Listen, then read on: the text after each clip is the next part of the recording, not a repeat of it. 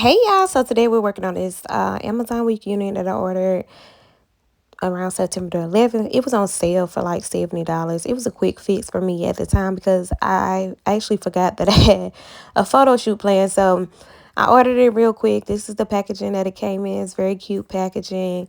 Now, the only issue that I really have with this wig is that I had trouble bleaching the knots and it was thin. It was thinner than what I expected it to be because it said 200 density, I believe. So that's what I was expecting, but of course, we're talking about Amazon and hey, I got what I paid for, literally. It came with the typical things, a wig cap, and I think some eyelashes. Yeah, some little eyelashes and a wig cap. So I took it out the plastic and gave y'all a little look at it. It came with the glueless band in the inside. It's not a full 13 by 4 wig unit. It's one of those lace wigs, okay, with the 6-inch parting space. It was 13 by 6 lace wig. I do not consider these a full lace frontal wig.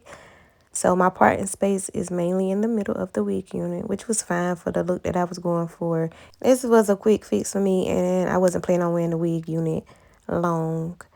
So as of today, I had the wig on for about a week, and it's itching like crazy. But anyway, the knots were still knotting, y'all. I went in to start plucking the wig unit, and the knots were knotting. So I ended up having to go back in and bleach the knots again. If you would like to see how I did so, you may click the link in my bio to see how I bleached the knots on this wig unit.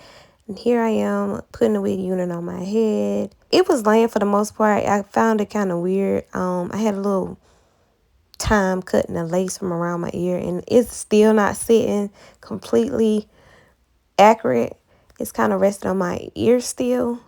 But that was the only other issue that I had with the hair. It's not shedding bad at all.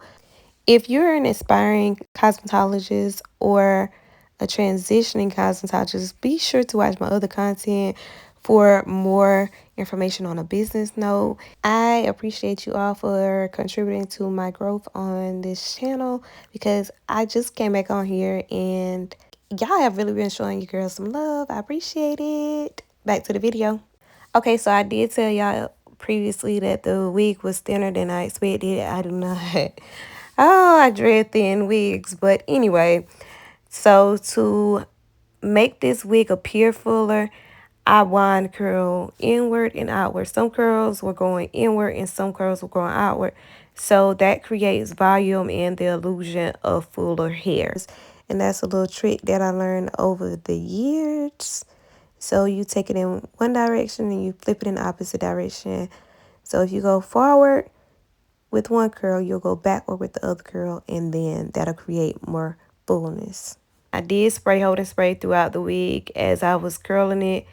I spray holding spray, so that's why I didn't have to clip pin curl my curls as I was going through because I already sprayed holding spray on them, and they were coming out pretty well without pin curling them. And also another trick here is that the tighter you roll the hair and the closer you roll the hair onto the wand, the closer together the pieces are on the wand, the closer your waves will come out and the prettier they'll appear. So I just repeated the same technique all the way throughout the hair, and I came out with a very pretty look. And I decided that I wanted to lift in the front with a little wave like to my swoop or my side bang, however you want to word that. And I added some more holding spray to the lift part of it, along with a few clips to get it in place.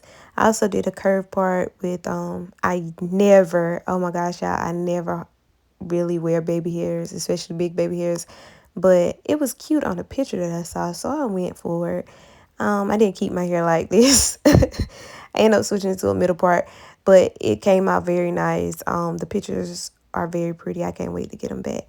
So I did a curve part and flat ironed it and hot combed it to get it as flat as possible on that side. Here I am spraying the holding spray. I believe this holding spray was called Rare. Rave. I don't remember, but I got it from the beauty supply store.